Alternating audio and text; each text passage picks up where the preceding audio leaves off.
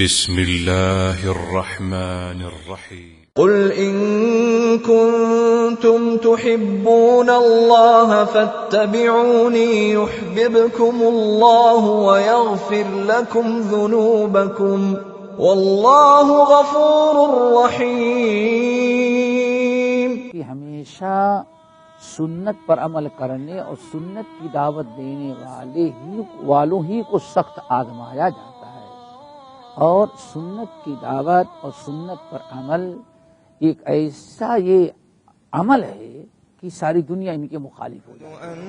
شرح السنة تأليف إمام أهل السنة والجماعة في عصره أبي محمد الحسن بن علي بن خلف البربهاري. الحمد لله الذي هدانا للإسلام ومن علينا به وأخرجنا في خير أمة.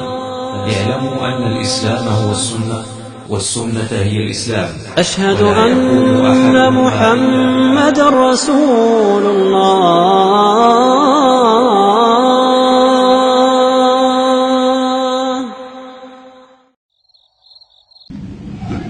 بسم الله الرحمن الرحيم. إن الحمد لله نحمده ونستعينه ونستغفره ونعوذ بالله من شرور أنفسنا ومن سيئات أعمالنا. من يهده الله فلا مضل له ومن يضلله فلا هادي له، وأشهد أن لا إله إلا الله وأشهد أن محمدا عبده ورسوله. يا أيها الذين آمنوا اتقوا الله حق تقاته ولا تموتن إلا وأنتم مسلمون. يا أيها الناس اتقوا ربكم الذي خلقكم من نفس واحدة وخلق منها زوجها وبث منهما رجالا كثيرا ونساء، واتقوا الله الذي تساءلون به والأرحام إن الله كان عليكم رقيبا. يا أيها الذين آمنوا اتقوا الله وقولوا قولا سديدا يصلح لكم أعمالكم ويغفر لكم ذنوبكم ومن يطع الله ورسوله فقد فاز فوزا عظيما. أما بعد فإن خير الحديث كتاب الله وخير الهدي هدي محمد صلى الله عليه وسلم وشر الأمور محدثاتها وكل محدثة بدعة وكل بدعة ضلالة وكل ضلالة في النار. محترم حضرات، دینی بھائیو اور دوستو، یہ شرح السنہ میں پچھلے ہفتے گفتگو چل رہی تھی کہ اہل سنت والجماعت کا ایک عقیدہ، ایک منہج اور ان کا دستور یہ ہے کہ وہ سب پر سلام کرتے ہیں. اللہ تعالیٰ کے جتنے مسلمان بندے ہیں ہر مسلمان سے وہ سلام کرتے ہیں، اور یہی سلام ہے جب اللہ رب العالمین نے حضرت آدم علیہ السلام کو پیدا کیا تو اللہ نے فرمایا آدم یہ فرشتے کھڑے ہیں، جاؤ ان سے السلام علیکم کہو. دیکھو کیا جواب دیتے، سننا. جو آج تم نے سلام کیا جو یہ فرشتے جواب دے دیں گے، قیامت تک آنے والی تمہاری نسل کا سلام یہی ہوگا. گویا کہ جنتی سلام ہے. آدم علیہ السلام سے السلام علیکم یہ سلسلہ شروع ہوا ہے. تو ہم ہر ایک پر، چاہے پہچان کا ہو یا غیر پہچان کا ہو، اپنا ہو یا پرایا ہو، ہمیں پتہ چل جائے کہ مسلمان ہے تو ہمیں اس پر سلام کرنا ضروری ہوتا ہے. سلام کرنا نہیں کریں گے تو گناہ میں ہوتا ہے، ہم مجرم ہو جاتے ہیں. سلام میں ایک بڑی اہم چیز یہ ہے جو آپ کے سامنے ہم رکھنا چاہتے ہیں، وہ یہ کہ سلام کرنے میں ذرہ برابر کوتاہی آپ نہ کریں، ہمیشہ فراخ دلی سے کام لیں. آج ایک بہت بڑا جرم اور بڑی بدترین چیز ہم مسلمانوں میں یہ پیدا ہو گئی ہے کہ سلام صرف پہچان اور تعلقات والوں سے کیے جاتے ہیں، جس سے ہمارے تعلقات نہ ہوں یا جو ہمارے پہچان کا نہ ہو، ہم اس سے سلام نہیں کرتے۔ یہ ایک بہت بڑا جرم ہے۔ حق المسلم علی المسلم ست، اگر آپ نے مسلمان بھائی نظر آیا اس سے سلام نہیں کیا تو آپ نے اس کا حق ادا نہیں کیا، ایک واجبی حق تھا۔ مسلمان پر 6 حق مسلمان کے ہوتے ہیں، اس میں ہے اذا لقیتہ فسلم علیہ، اور یہ سلام کو محدود کر دینا اپنے دوست احباب، اپنے ملنے جلنے والوں تک، یہ قیامت کی ایک خطرناک نشانی بیان کی گئی ہے۔ یہ بہت بڑی دینی کمزوری بتائی گئی ہے۔ حضرت عبداللہ ابن السلام، عبداللہ ابن مسعود رضی اللہ تعالی عنہ ایک مرتبہ راستہ پکڑ کر کے جا رہے تھے، آپ کے ساتھ آپ کے بہت سارے شاگرد دوست احباب تھے۔ سامنے سے ایک شخص آتا ہوا نظر آیا، اس نے کہا السلام علیکم یا ابا عبد الرحمن۔ اس نے حضرت عبداللہ بن مسعود کا نام لے کہا کہ ہم آپ پر سلام کرتے ہیں۔ عبداللہ بن مسعود بگڑ گئے، اس کو روکا، کہا تمہیں کون سا سلام کیا؟ کیا ہمارا نام لے کر کے ہمیں خطاب کر کے ہم سے سلام کیا؟ کیا یہ تمہارے بھائی جو ہمارے ساتھ میں مسلمان نہیں ہیں؟ یہ مسلمان نہیں ہیں؟ سنو، یہ قیامت کی نشانی ہے کہ آدمی صرف اپنے دوست احباب اور پہچان والوں سے سلام کرے گا، غیر پہچان کے مسلمان جو ہوں گے ان سے سلام نہیں کرے گا۔ اللہ اکبر، یہ قیامت کی نشانی۔ نبی علیہ الصلوۃ والسلام کی حدیث کہ قیامت کی ایک نشانی یہ ہے، مسلمانوں کے قریب سے گزرے گا لیکن سلام کیے بغیر گزر جائے گا۔ تو دوستو، ہمیں سلام کرنے میں پہل کرنی چاہیے۔ اور سب سے اچھا مسلمان کون ہے؟ سب سے اچھا دین اسلام کس کے اندر ہے؟ اللہ نے فرمایا جو سلام کرتا ہے پہچان والوں سے بھی اور غیر پہچان والوں سے، اچھے مسلمان ہونے کی علامت یہ ہے۔ اور پھر السلام علیکم کہہ دینے سے فریضہ تو ادا ہو جاتا ہے، لیکن نبی علیہ السلام نے ارشاد فرمایا من تمام التحیۃ المصافحہ، السلام علیکم جس کا حکم اسلام نے دیا ہے، جو مسلمانوں کا حق ہے، یہ مکمل ہوتا ہے مصافحہ ملانے کے بعد۔ اللہ اکبر، اس سے یہ پتہ چل گیا اس حدیث سے کہ سلام بھی کریں اور اگر قریب ہیں، سامنا ہے، تو آپ اس سے مصافحہ بھی کریں۔ من تمام التحیۃ، تحیہ یعنی سلام مکمل ہوتا ہے مصافحہ کرنے کے بعد۔ السلام علیکم ورحمۃ اللہ کہا آپ نے، کوئی بات نہیں، سلام ہو گیا، لیکن ابھی اعلیٰ درجے کا سلام نہیں ہوا، مکمل نہیں ہوا۔ مکمل کب ہوگا؟ جب آپ مصافحہ کر لیں۔ نبی علیہ السلام نے مصافحہ کرنے کی بڑی فضیلت بیان کی۔ آپ نے ساتھ مصافحہ کرو، چونکہ مصافحہ کرنے سے اتنا بہترین عمل ہے، اس سے تمہارے دلوں کی نفرت اور عداوت اللہ تعالیٰ دور کر دے گا۔ نمبر 2، کتنی فضیلت! اللہ نے فرمایا جب دو مسلمان آپس میں ملتے ہیں، سلام کرتے ہیں، اور سلام کرنے کے وہ یتصافحان، مصافحہ ملاتے ہیں۔ جب مصافحہ ملاتے ہیں، ایک دوسرے کے لیے حق میں دعا کرتے ہیں، تو دونوں کے ہاتھ الگ ہونے سے پہلے ہی اللہ تعالیٰ دونوں کی زندگی بھر کے گناہ معاف کر دیا رہتا ہے۔ دوستو، سلام کوئی معمولی چیز نہیں ہے، الفت کا، محبت کا، تعلقات کا یہی سب سے بڑا دروازہ ہے اور یہی سب سے بڑا اسلامی شعار ہے۔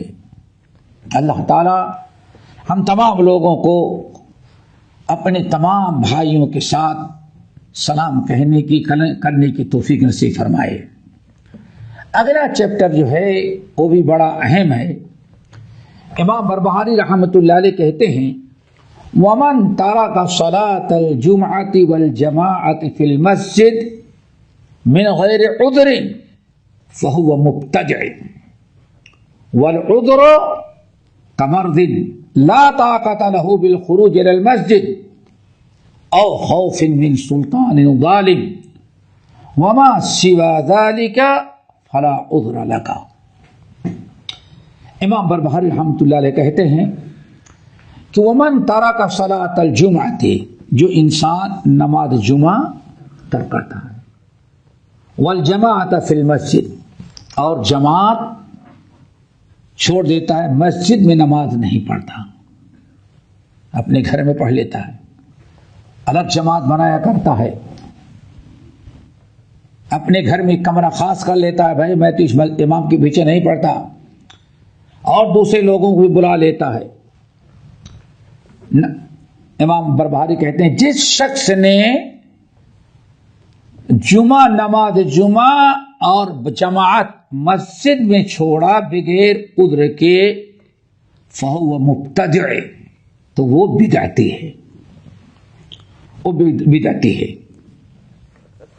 اور یہی اعتزال کا راستہ تھا، معتزلہ یہی کیا کرتے تھے۔ ہر مسلمان کے لیے ضروری ہے کہ جمعہ اور جماعت مسجد میں جا کر کے پڑھیں، اور عامۃ المسلمین جو جمعہ اور جماعت کرتے ہیں، نماز پڑھ رہے ہیں، اذان ہو رہی ہے، جمعہ ہو رہا ہے، سارے محلے کے لوگ آ رہے ہیں جا رہے ہیں، اگر کوئی انسان ان کے پیچھے نماز پڑھنے سے کتراتا ہے اور بچتا ہے، اپنا اکیلے پڑھتا ہے، تو یہ اس کے خطرناک بدعتی ہونے کی دلیل ہے۔ اہل بدعت کا سب سے پہلا قدم یہی ہوتا ہے۔ عذر بغیر عذر کے، یعنی بغیر عذر کے اگر جمعہ اور جماعت چھوڑتا ہے تو وہ بدعتی ہے۔ اب عذر کیا چیز ہے؟ عذر کمرض لا طاقت له بالخروج المسجد، ایک عذر تو یہ ہے کہ آدمی کو ایسی بیماری لاحق ہو کہ جس بیماری کی بنا پر مسجد میں جانے کے لائق نہیں رہ گیا، مجبوری ہے اس کے لیے، یا جا تو سکتا ہے لیکن جائے گا، تھکے گا، دھول مٹی سردی، اس سے مزید بیماری میں اضافے کا سبب بنتا ہے۔ تو انسان اگر اپنے ایسا انسان گھر میں نماز پڑھ لے گا تو وہ مضائقہ نہیں، کیونکہ عذر ہے، بیمار ہے، وہ لا یکلف اللہ نفسا الا وسعها، اور فاتقوا اللہ ما استطعتم کے تحت، او خوف من سلطان ظالم، یا ظالم بادشاہ ہے، ظالم حاکم ہے، گھر سے نکلنے میں اس کا خطرہ ہے کہ گولی مروا دے گا، قتل کروا دے گا، اٹھا کے جیل میں ڈال دے گا، سزا دے گا۔ ایسے بادشاہ ہو سکتے ہیں، ایسے پہلے گزرے ہیں۔ یہ دو عذر ہے، سلطان کا، بادشاہ کا، یا بادشاہ کا آرڈر ہے ہر گاؤں اور شہر کی تھانے کو یا پولیس والے کو، جیسے ہوتا ہے پولیس، حکومت نے آرڈر دے دیا ہے پولیس کو، جیسے آپ لوگوں کو تجربہ نہیں، خاص طور سے جب کہیں کرفیو نافذ ہو جاتا ہے، کرفیو کیا دفعہ 11 کیا 44 کیا کہتے ہیں، जिसको सी एंड शूट शूट है देखिए गोली मार। अब आप कभी मस्जिद में हमेशा जाते हैं, अब अगर ऐसे जान का खतरा है, जान का खतरा, तो आप मस्जिद में न जाएं, आप अकेले नमाज पढ़ लें, जान की हिफाजत करें, शरान कोई मुद्दा का कोई हरज नहीं है। वमा सिवा ज़ालिक, इन दोनों के अलावा जमात छोड़ने का कोई उद्र नहीं है। दो क्या हुए? बीमारी और नंबर 2 हाकिम या हुकूमत की तरफ से उसका कोई नायब, पुलिस हो, दारोगा हो, थाना हो, पुलिस हो, कुछ भी, तो ऐसी सूरत में हमें बचना चाहिए। ये इमाम बरबहारी रहमतुल्लाह अलैह का ख्याल है। नबी अलैहिस्सलाम ने ये उद्र है, लेकिन अब अगर कोई इंसान इस उद्र को के अलावा नमाज छोड़ता है, जमात में नहीं जाता, जमात तरक कर देता है, छोड़ देता है, आया उसका हुक्म क्या है? तो इंसान अगर जमात छोड़ देता है बगैर किसी शरई उद्र के, तो हुकूमत का काम है कि उसको तादीब करे, वार्निंग दे, उसको मजबूर करे ताकि मस्जिद में आके नमाज पढ़े। अल्हम्दुलिल्लाह देखते हैं एक ज़माने तक और अभी अहद करीब तक जिस मुल्क में आप रहते हैं, यहाँ शारजा से लेकर के आप रासुल खेमा तक जाएं, देखते थे कि नमाज की बड़ी पाबंदी होती थी। नमाज के वक्त दुकानें बंद करनी पड़ जाती थी, समझिए ना। खास तौर से मस्जिद के इर्द गिर्द की दुकानें जो होती थी, बाजार की, कोई इंसान दुकान पर खरीद फरोख्त नहीं कर सकता था। हाँ, यहाँ बंद, रोला की दुकानें बंद हो जाती थी, भाई अदा होगी भी कुछ नहीं। और बाज़ इलाके ऐसे थे कि सऊदिया की तरह बाकायदा नमाज के पहले वक्त दुकान बंद और बाकायदा पुलिस टहलती थी, समझिए ना। और उनको इतना हुकूमत ने इख्तियार दिया था कि अगर करें तो डंडे लेते उसे मार भी सकते थे। और सऊदिया के अंदर तो बहुत ज्यादा था, हयातुल अम्र बिल मारूफ नही मुनकर। जानते हैं कि अजान हुई, जीएमसी बड़ी गाड़ी लाउड स्पीकर पे, या अल्लाह सल्लो सल्लो सल्लो, ये ना बड़ा खैर था। जमात की पाबंदी बहुत ही जरूरी है। हदीस के अंदर आता है, नबी अलैहिस्सलाम ने इरशाद फरमाया, मन समिअ अन्निदा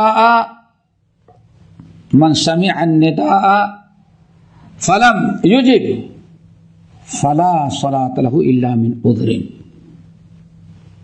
जो इंसान जिसने अज़ान सुना और फिर वो मस्जिद में बाजमात नमाज पढ़ने के लिए नहीं आ रहा है, तो फला सलात लहु, बगैर उज़्र है तो उसकी नमाज नहीं होती थी। यहाँ अहले इल्म का एक इख्तिलाफ है थोड़ा सा कि जो शख्स मस्जिद के करीब रहता है, मस्जिद में आना जाना उसके इस्तिताअत में है, फिर भी बगैर जमात बगैर उद्र के नमाज पढ़ लेता, जमात छोड़ देता, उसकी नमाज होगी या कि नहीं होगी? अल्लाह सुब्हानहू फला सलात लहू, उसकी नमाज। इसका दो माना बयान किया गया।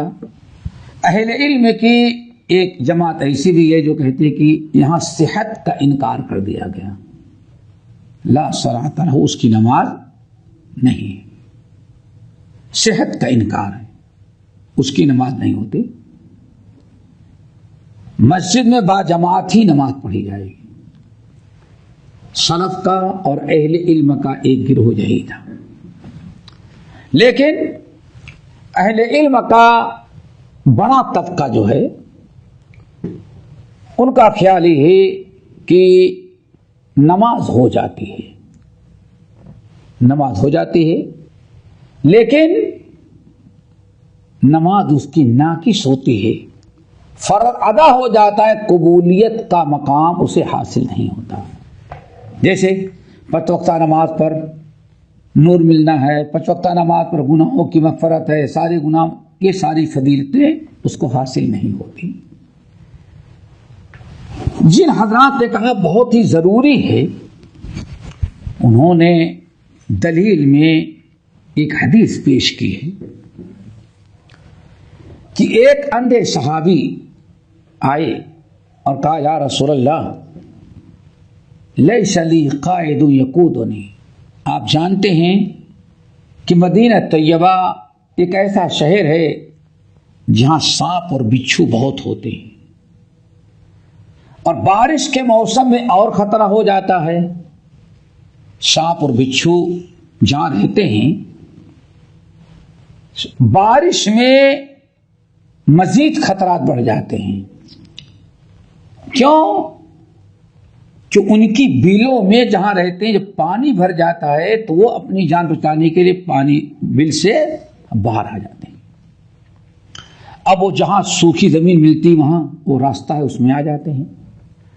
ایسے ہی کہا جاتا ہے جب شدت کی گرمی پڑتی ہے تو سانپ اور بچھو بل میں جو رہتے ہیں وہ جانور وہ بھی کیا آ جاتے ہیں، باہر آ جاتے ہوا کے لیے۔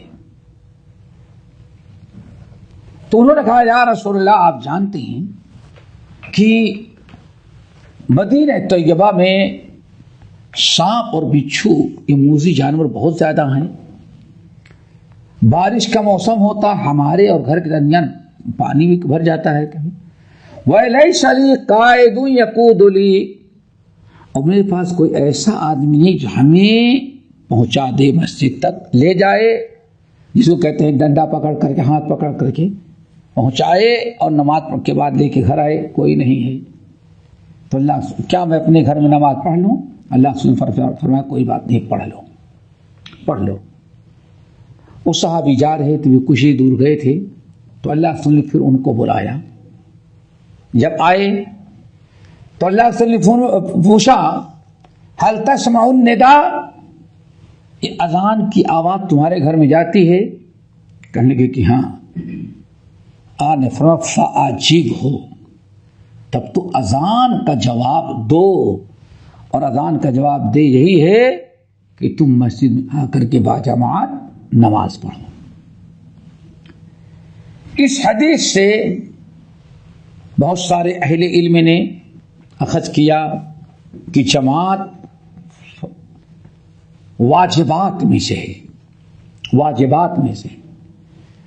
اگر کوئی انسان استطاعت رکھتے ہوئے مسجد میں نماز نہ پڑھا، قریب میں رہ کر کے مسجد تک جانے آنے کی طاقت ہے اس کو، لیکن سستی لاپرواہی بلا عذر کے جماعت چھوڑ دیتا ہے، تو نماز تو ہو جاتی ہے لیکن وہ گنہگار ہوتا ہے۔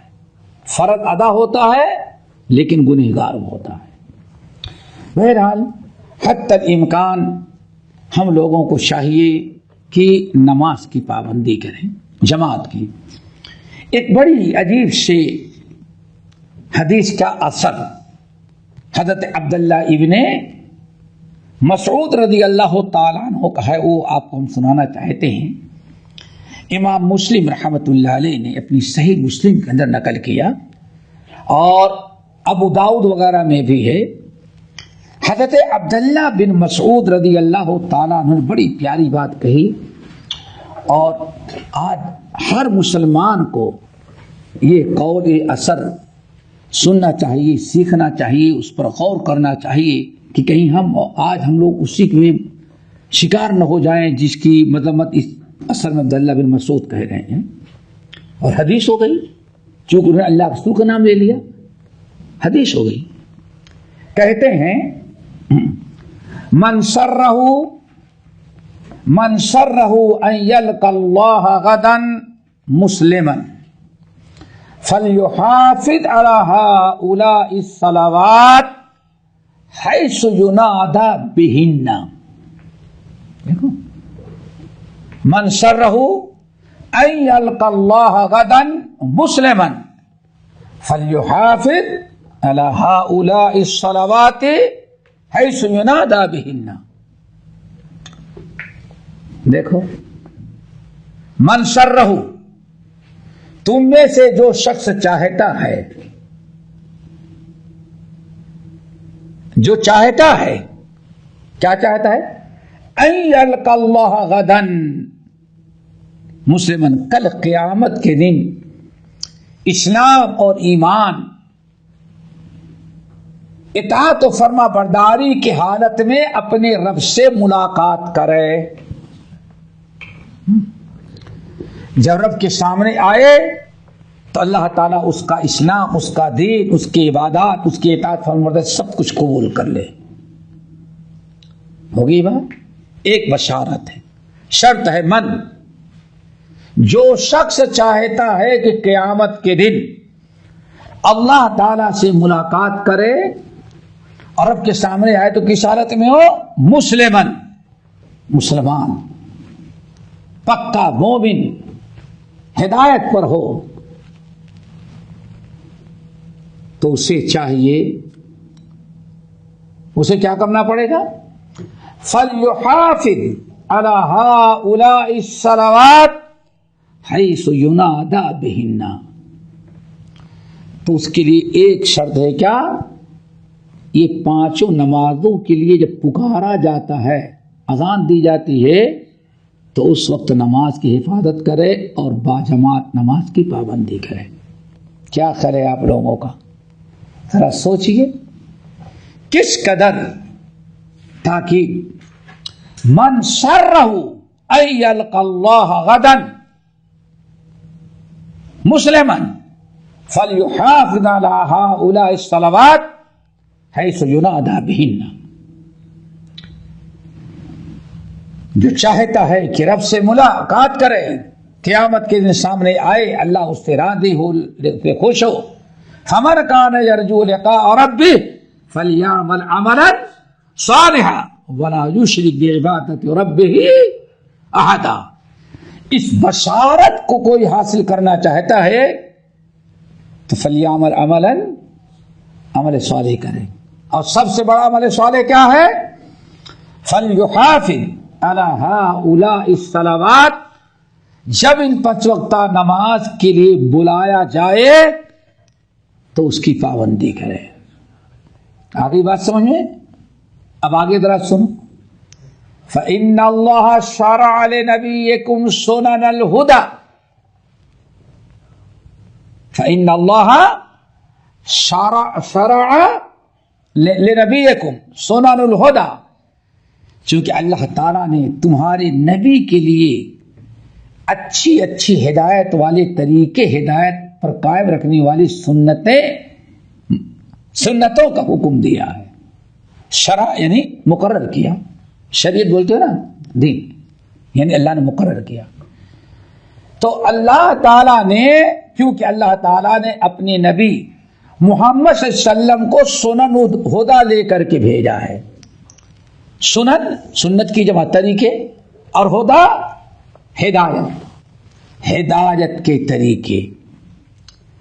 کیا مطلب؟ ہدایت پر باقی رکھنے، ہدایت پر قائم رکھنے کے لیے بہت سارے طریقے، اچھے اچھے ہدایت کے طریقے اللہ نے مقرر کیے ہیں. ان چیزوں کو کی پابندی کرو گے، ان طریقوں کی، انہی طریقوں کو کیا کہا گیا ہے؟ سنن الہدی. ان طریقوں کی اگر پابندی کرو گے تو اللہ تعالیٰ قیامت کے دن تم سمجھو گے تو اللہ تعالیٰ تمہاری مغفرت کرے گا. اللہ رب العالمین کے نزدیک تم مطیع فرما بردار مومن مسلمان رہو گے. اور وَإِنَّهُ مِن سُنَنِ الْهُدَى، اور یہ 5 وقتہ نماز باجماعت پڑھنا یہی سنن الہدا کا ایک بہت بڑا حصہ ہے. اللہ اکبر. یہ سنن الہدا یعنی ہدایت پر قائم رکھنے، باقی رکھنے، شریعت کی پابندی کا یہ بہت بڑا ذریعہ کیا ہے؟ ان نمازوں کو 5 وقتہ نمازوں کو باجماعت نماز مسجد میں جا کر کے پڑھنا. اللہ اکبر.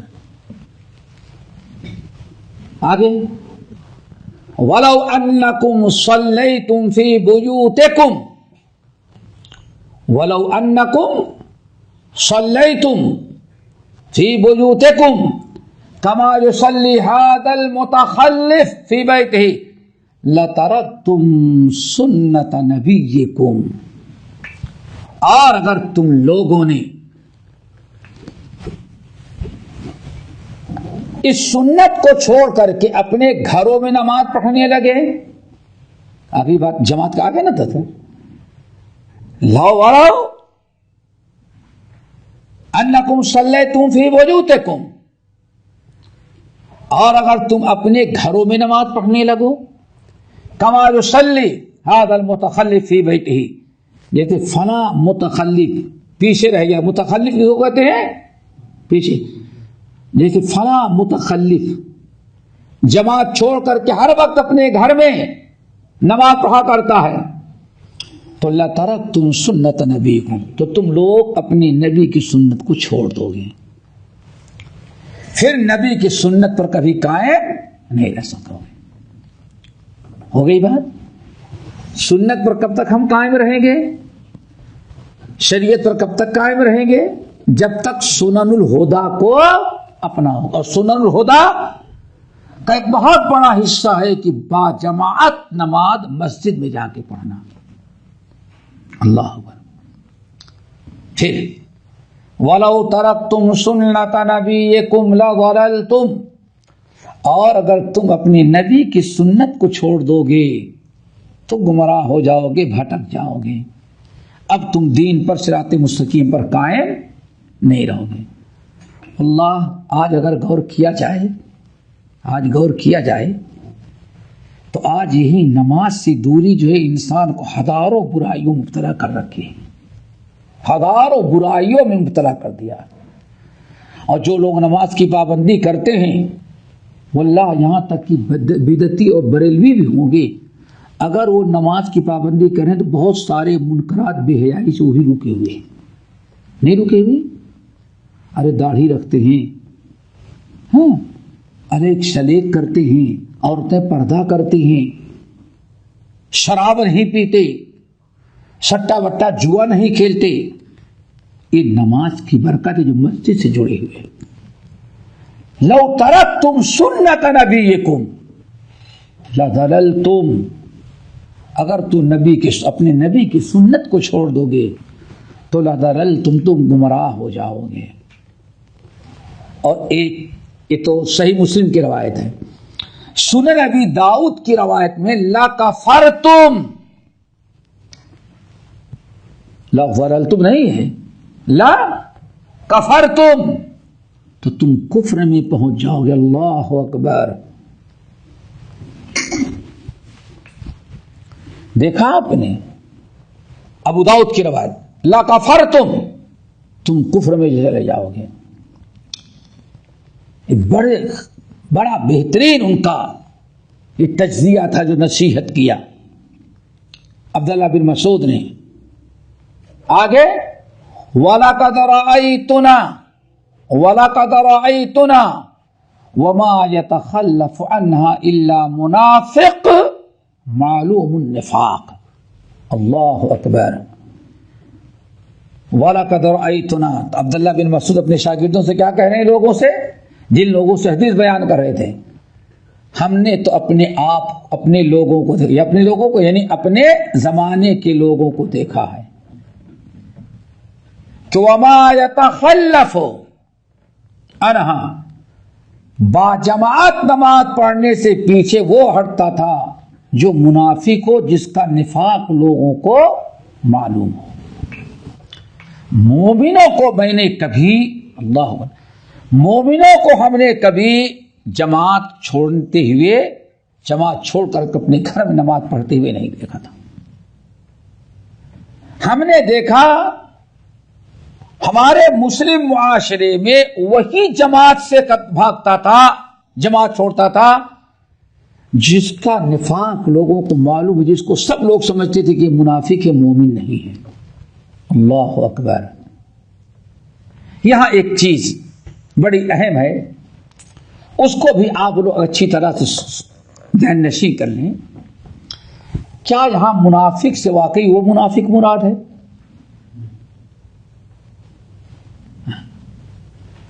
جو اعتقادی منافق، ایک ہے عملی منافق اور ایک ہے اعتقادی عقیدے کا. عقیدے کا منافق یعنی نفاق سے اس کے معنی آتے ہیں سوراخ کرنے کے، سوراخ کرنے، چپکے سے ایسا سوراخ، یہاں سے نکلو وہاں نکل جاؤ. ہاں نہیں کہ یہ جو نفق بنی ہے کیا ہے؟ وہ ادھر تو گھسے ادھر نکل گئے چوہے کی طرح سڑ سے. نہ گاڑی والوں کو پتا چلا، نہ اوپر چلنے والوں کو کچھ، بس داخل ہوتے ہوئے یہ نفاق. چوہا دل میں رہتا ہے کوئی نہیں، چوہا کر پتا نہیں چوہا سوراخ کر کے کیسے کیسے تمہارے گھر تک، اس کو نفاق کہا جاتا ہے. شریعت کے اصطلاح میں نفاق کہتے ہیں دنیاوی مفاد کے خاطر لوگوں کے ساتھ، مسلمانوں میں ہے تو اپنے آپ کو مسلمان ظاہر کرے لیکن دل میں کفر کو چھپاتا ہے، دل میں چھپا رکھا ہے نفاق، کفر چھپا رکھا، اسے اس کو کیا کہا جاتا ہے؟ نفاق. وَإِذَا خَلَوْا وَإِذَا لَقُوا الَّذِينَ آمَنُوا قَالُوا إِنَّا مَعَكُمْ، یہی آیت ہے نا،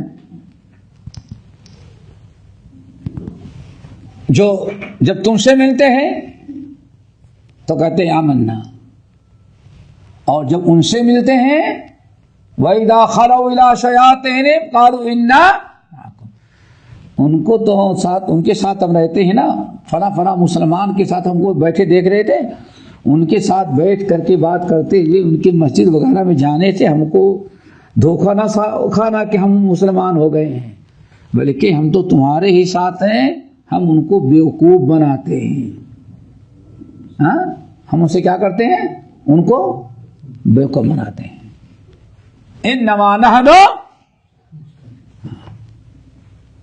وہ فسادی لوگ ہیں، ان سے برادری میں قوم میں پھوٹ پڑتی ہے. ہم ہوشیار لوگ ہیں جو دونوں کو لے کر کے چلتے ہیں. دیکھیں اس کو کہا جاتا ہے عملی ایک اعتقادی نفاق. ان المنافقین فی الدرک الاسفل من النار، یہ پکے ایک عقیدے کے منافق ہے. اور ایک ہوتا ہے عملی منافق. عملی منافق، عملی منافق دل میں تو نفاق نہیں، واقعی مومن ہے، لیکن حرکتیں اور اعمال سارے وہی کرتا ہے جو منافق کرتے ہیں. اس کو کیا کہا جاتا ہے؟ عملی منافق. یہاں کون سے منافق مراد ہیں؟ منافق کی دو قسمیں سمجھ گئے نا، اعتقادی منافق اور عملی منافق. یہاں کون سے منافق مراد ہے؟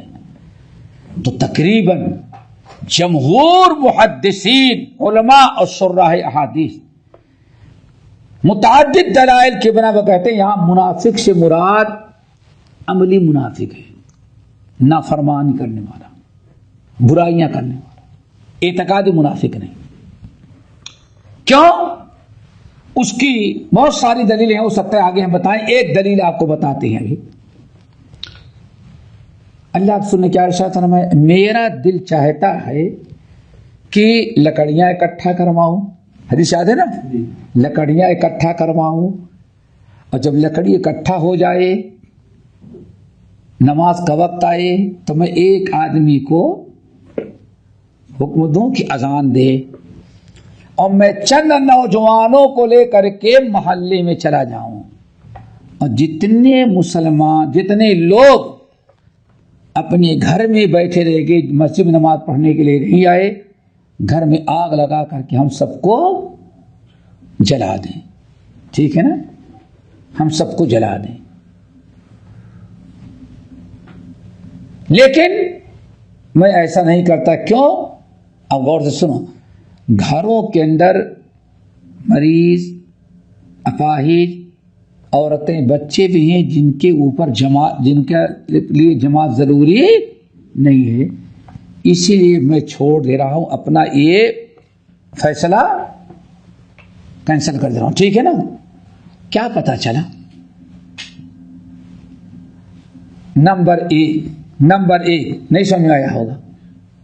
نمبر ایک، اب آپ بتائیے، اگر وہ لوگ سچے منافق ہوتے تو کیا منافق کو اور کافر کو جلا دینا جائز تھا؟ نہیں جلا سکتے نا، نہیں جلا سکتے، کیوں؟ وہ تو منافق ہے، اس پر تو نماز فرض ہی نہیں، اس کو تو جلائیں گے۔ یہاں تو مسجد میں باجماعت نماز پڑھنے کی بات ہو رہی ہے، اور جو منافق ہوتا ہے وہ تو جب تک ایمان نہیں لائے گا تب تک اس کے اوپر روزہ نماز کچھ فرض ہی نہیں ہے۔ آگے بات سمجھ میں نا؟ تو اگر وہ منافق تھا، کافر تھا، کفر تھا اس کے اندر ان کے، تب تو جلانے کی ضرورت ہی نہیں تھی۔ ایک چیز، نمبر دو، کبھی غور نہیں کیا ہوگا، نمبر دو، اللہ تم نے کیا فرمایا؟ میں تو جلا دوں لیکن اس کے اندر ایسے عورتیں، بچے، ایسے لوگ بھی ہیں اپاہج، مریض، جن کے اوپر کو مسجد میں آنا ضروری نہیں، اس لیے ان کو میں چھوڑ دے رہا ہوں، نہیں آگ لگاتا۔ اب آپ بتائیں، اللہ رسول فرمایا کہ اس کے اوپر جماعت ضروری، لیکن جو وہاں بیوی بچے اندر ہیں ان کے اوپر جماعت ضروری نہیں۔ کیا خیال ہے، کس کے بچوں کے لیے، کس کی عورتوں کے لیے جماعت میں آنا ضروری نہیں ہے؟ مسلمان۔ آگے بات سمجھیے نا؟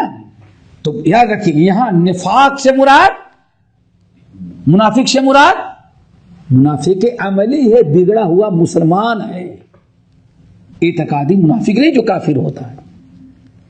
ایک اور حدیث ہے، اور بڑی وضاحت ہے اس میں، وہ کیا کہتے ہیں کہ نبی علیہ السلام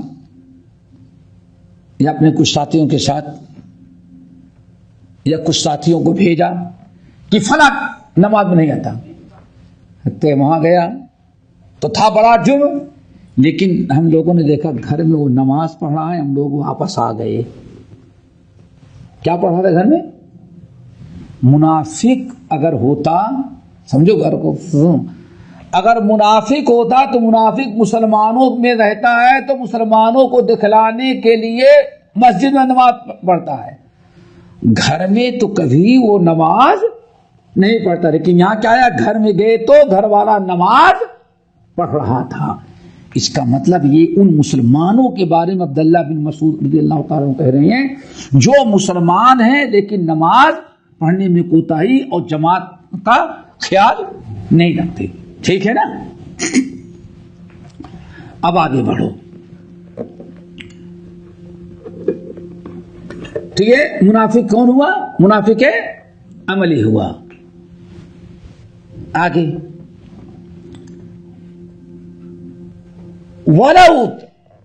وَلَقَدْ رَأَيْنَا وَلَقَدْ كَانَ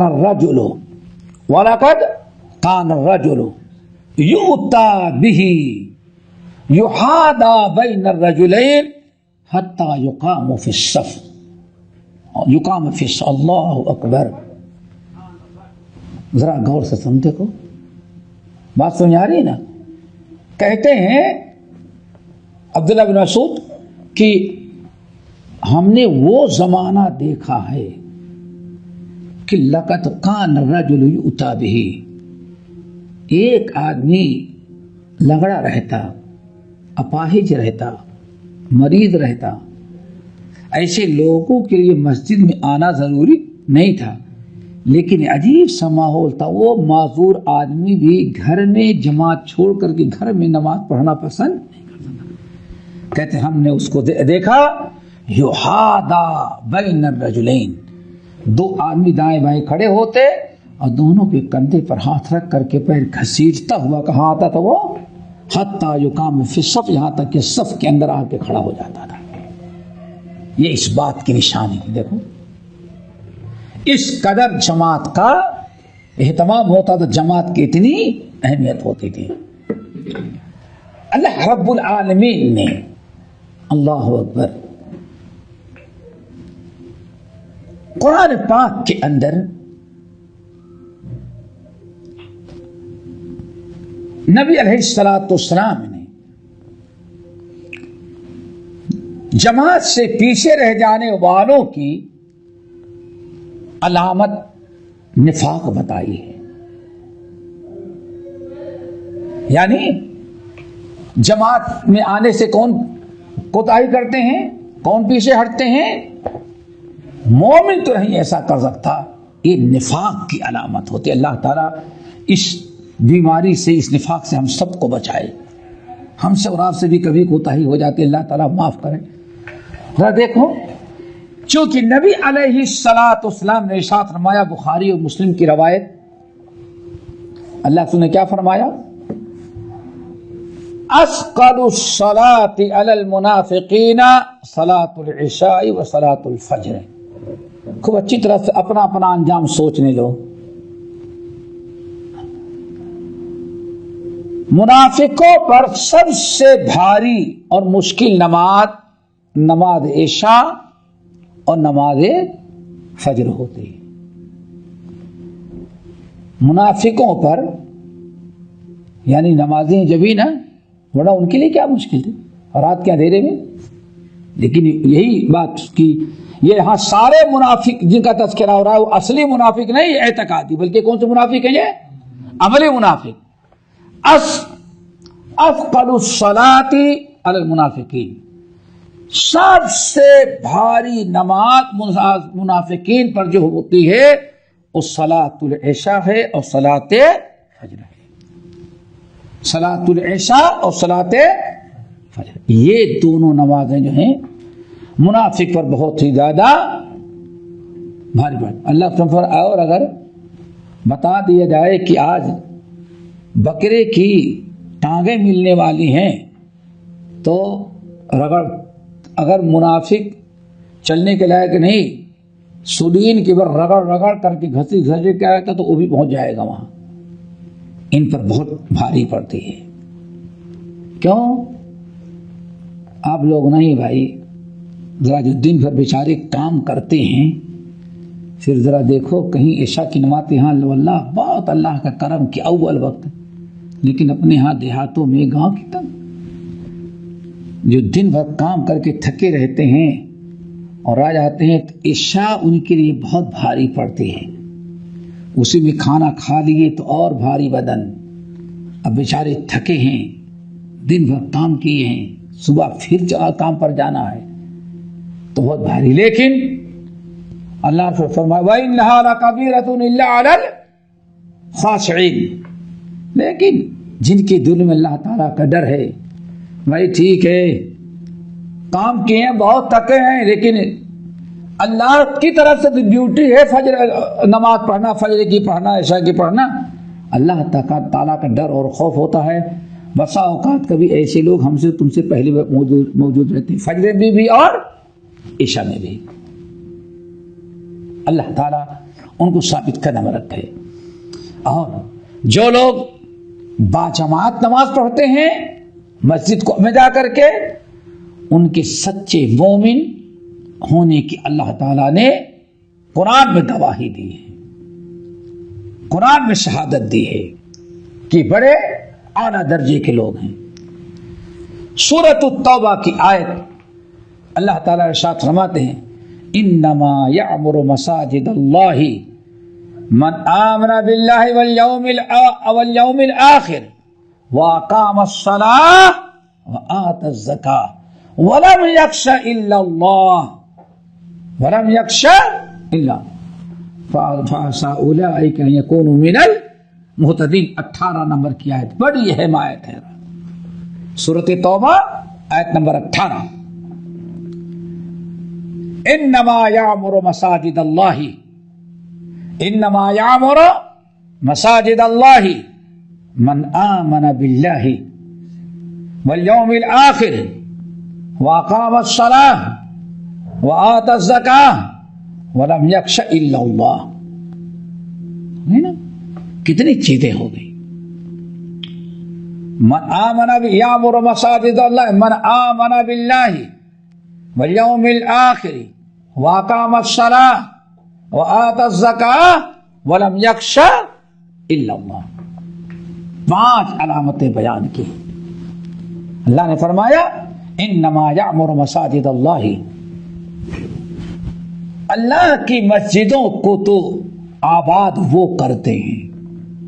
عمارت یعنی بنانے کے بعد ان کو آباد کرنا، یہ بھی ایک قسم کی آباد. انما یعمر مساجد اللہ، مسجدوں کو آباد کرتے ہیں. اور مسجد کی آباد کرنے والے کون ہیں؟ جو مسجد میں آئیں گے نماز پڑھنے، گھر میں نماز پڑھنے والا وہ کیا آباد کرے گا؟ انما یعمر مساجد اللہ، اللہ تعالی کی مسجدوں کو آباد کرنے والے تو صرف وہ لوگ ہوتے ہیں.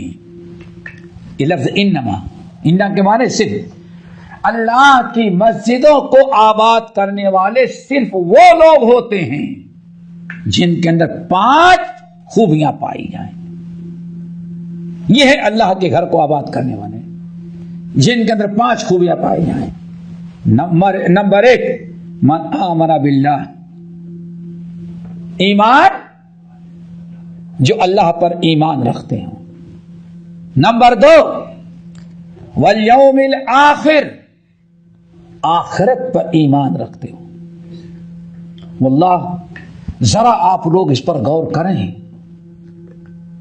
اور آیت کھول کر رکھیں. آخر میں کیا؟ فعسى اولئک ان یکونوا من المہتدین. یہی ہے نا 18 نمبر ہے. کیا کہتے ہیں 18 دیکھ. انما یعمر مساجد اللہ، اللہ کی مسجدوں کو تو صرف وہ لوگ آباد کرتے ہیں. کون لوگ؟ جو اللہ پر ایمان رکھتے ہیں. دیکھا، یہی آیت ہے نا، جو اللہ پر ایمان رکھتے ہیں. کیا پتا چل گیا؟ جو لوگ مسجدوں میں نہیں آتے، مسجد آباد نہیں کرتے، جو مسجد میں باجماعت نماز پڑھنے کے لیے نہیں آتے، یہ گویا کہ ان کے ایمان میں خلل اور ایمان میں نقص ہے. یہی مطلب ہوا نا، نقص ہے. کیوں؟ انما. نمبر 2 والیوم الآخر، اور یوم آخرت پر ایمان رکھتے، حساب کتاب پر. اب اگر کوئی انسان مسجد سے دور بھاگتا ہے، مسجد میں کو آباد نہیں کرتا، اذان سننے کے بعد نماز پڑھنے باجماعت نماز کی پابندی نہیں کرتا، تو ایمان بالآخرت بھی اس کا کیا ہے؟ یعنی ابھی وہ ایمان باللہ، وہ ایمان بالآخرت نہیں آیا جو انسان کو نماز پڑھنے پر، باجماعت نماز پڑھنے پر، مسجد آباد کرنے پر مجبور کریں. یہ ایمان کا خلل ہے. نمبر 3 واقام الصلاۃ، اور کیا کرتے ہیں؟ وہ نماز کی پابندی کرتے ہیں. یہ نمبر 3 ہے نا، واقام الصلاۃ، نماز قائم کرتے ہیں. اور نماز قائم کرنا، ورکعوا مع الراکعین، یا مریم اقنتی لربک واسجدی وارکعی مع الراکعین. یہ نماز کے قائم کرنے کا نہیں سنا. یہاں تو ماشاءاللہ بعض عرب ائمہ جو اللہ نے جن کو کتاب و سنت پر عمل کرنے کا جذبہ شوق دیا ہے، وہ کیا کہتے ہیں؟ بھائیو نماز جماعت میں کھڑے ہو تو مل مل کے کھڑے ہو، خالی جگہ نہ رکھو، صفحے سیدھے رکھو۔ کیوں؟ آخر میں کیا کہتے ہیں؟ چونکہ صفحے درست رکھنا من اقامت الصلاۃ، یہ بھی نماز قائم کرنے کا ایک طریقہ ہے۔ یعنی واقام الصلاۃ پر اس وقت مکمل ادا ہوگا، عمل ہوگا جبکہ آپ کی صفحے بھی درست ہوں۔ نمبر 4 وآت الزکاۃ، زکات دیتے ہیں۔ اقامت الصلاۃ کتنے ہو گئے یہ؟ 4۔ ایمان باللہ، ایمان بالآخرہ، اقامت الصلاۃ اور ایتاء زکات۔ آگے ولم یخش الا اللہ۔ نمبر 5 اللہ کے علاوہ کسی کی خشیت اور خوف ان کے دل میں نہیں ہوتا۔ ولم یخش الا اللہ، اللہ کے علاوہ کسی اور سے نہیں ڈرتے۔ یہاں ایمان ذرا غور سے سمجھیں، من آمنا مسجد آباد وہ کرتے ہیں جو ایمان باللہ رکھتے ہیں، ایمان بالآخرت رکھتے ہیں، اقامت صلاح ایتاء زکات کا لحاظ رکھتے ہیں، اور آخر میں ولم یخش۔ کیوں میرے بھائی؟ آج انسان ایمان تو لانا چاہتا ہے اور ایک کلمہ گو پکا سچا مسلمان بننا چاہتا ہے، آخرت کی تیاری بھی کرنا چاہتا ہے، لیکن بہت ساری رکاوٹیں دوست کی، احباب کی، بیوی کی، بچوں کی، ماں باپ کی ہو جاتی ہے، نہیں ہوتا۔ بہت سارا عمل آپ کلمہ کو کرنا چاہتا ہے لیکن رکاوٹ کا منتے ہیں۔ ہمیں یاد ہے ایک صاحب کا لڑکا یہاں رہتے ہیں، انڈیا بھیج دیا انہوں نے میڈیکل کے لیے، پیسہ لگا تو وہاں اچھی صحبت ملی، داڑھی رکھ لیا انڈیا میں کالج کے اندر۔ آپ اس کے باپ کو پتا چل گیا، باپ خود نہیں داڑھی رکھتا، داڑھی نہیں رکھتا، بیٹا داڑھی رکھ لے اور ڈاکٹری پڑھ رہا ہے۔ اب بڑا باپ غصہ ہوا، بیوی سے ماں ساتھ دیتی تھی بیچاری، یہ اتنا غصہ ہوا، اتنا غصہ ہوا کہ آخر میں کہا کہ ہم 3 آدمی پر کیس کریں گے، ہمارے اوپر اور 2 اہلیت عورت، ایک ہماری اہلیہ ام سعد، دوسری ایک عورت، ان تینوں پر ہم کیس کریں گے۔ ٹیلی فون کر کے ہم کو دیں گے، ہم کیس کر دیں گے۔ کیا کیا بھائی؟ میں یہاں رہتا ہوں، دونوں عورتیں یہاں رہتی، جانتی ہیں جن کا تم کیسا، تمہارا بچہ انڈیا میں کیسے؟ نہیں، آپ لوگوں نے بگاڑا ہے، ہم نے اتنے لاکھ اس کو ڈاکٹر بنانے میں خرچ کیا ہے، آپریشن کرے گا، اور اگر داڑھی رہی آپریشن کرتے وقت ایک بال گر گیا اور مریض کے اندر وہ رہ گیا اور اوپر سے سل دیا تو مر گیا تو کون ذمہ دار ہوگا؟ دیکھو کہاں سے کہاں تک سوچ رہا ہے۔ کیا دنیا میں کوئی سکھ ڈاکٹر نہیں ہے؟ نہیں ہے، لیکن سر بہت کیس کر دوں گا، یہ کر دو، بہت کر۔ ذرا سوچ، اب بتاؤ داڑھی رکھنے میں کون رکاوٹ بن رہا ہے؟ بچے کے دیندار بننے میں کون رکاوٹ بن رہا ہے؟ باپ دھمکی دے رہا ہے اور ہمارے اوپر کیس کرنے جا رہا ہے۔ اب آپ ذرا سوچیں کہ آج دین کی راہ میں کبھی اپنوں کا ڈر، کبھی بڑی بڑی حکومتوں کا ڈر، کبھی برادری کا ڈر، کبھی سسرال والوں کا ڈر اور بیوی کا ڈر، کتنی چیزیں ہوتی ہیں شریعت کی پابندی، حق قبول کرنے میں۔ اس لیے رب نے ان 4 چیزوں کے بعد آخر میں کیا فرمایا؟ وَلَمْ يَخْشَ إِلَّا اللَّهَ۔ ان تمام چیزوں پر وہی عمل کر سکتا ہے جس کے دل میں اللہ تعالی کا ڈر ساری مخلوقات کے ڈر پر غالب ہو، جو اللہ تعالی سے ڈرتا ہے کہ اگر ہم نے ایسا نہ کیا تو ہمارا خالق مالک نہ دکھ رہا ہو جائے، वलम यख्शा, अब बात समझ में आई ना, वलम यख्शा इल्लल्लाह। आगे फअसा उलाइका अन यकूनु मिनल मुहतदीन, जो ये 5 चीजें करेगा अल्लाह फरमाते ये है जिसको कहा जाता है कि हिदायत इसको मिली है। हम जो दुआ मांगते हैं हिदनस सिरातल मुस्तकीम, अल्लाह हमको सिरात मुस्तकीम की हिदायत दे। हिदायत कब मिल रही है? जब इन 5 बातों का ये 5 बातें हमारे अंदर पैदा हो जाए। ईमान बिल्लाह, ईमान बिर रसूल, ईमान आखिरत की फिक्र, इकामत सला, इताए ज़कात, और आखिर में अल्लाह ताला का खौफ, अल्लाह ताला का डर, हिसाब किताब की फिक्र, अल्लाह के गज़ब और कहर, अल्लाह की नाराजगी का खौफ, दुनिया के तमाम लोगों के खौफ पर खाली हो। फासा उलाइका अन यकूनु मिनल मुहतदीन। अल्लाह ताला हम सब अमल के तौफीक नसीब फरमाए। अक़ूलु क़ौली हाज़ा व अस्तग़फ़िरुल्लाह मिन कुल्लि ज़ंबिन व अतूबु इलैह। हमारे चैनल को सब्सक्राइब कीजिए और बेल आइकन को दबाना ना भूलिए ताकि आपको नई वीडियो बराबर मिलती रहे। लाइक और शेयर करना ना भूलिए।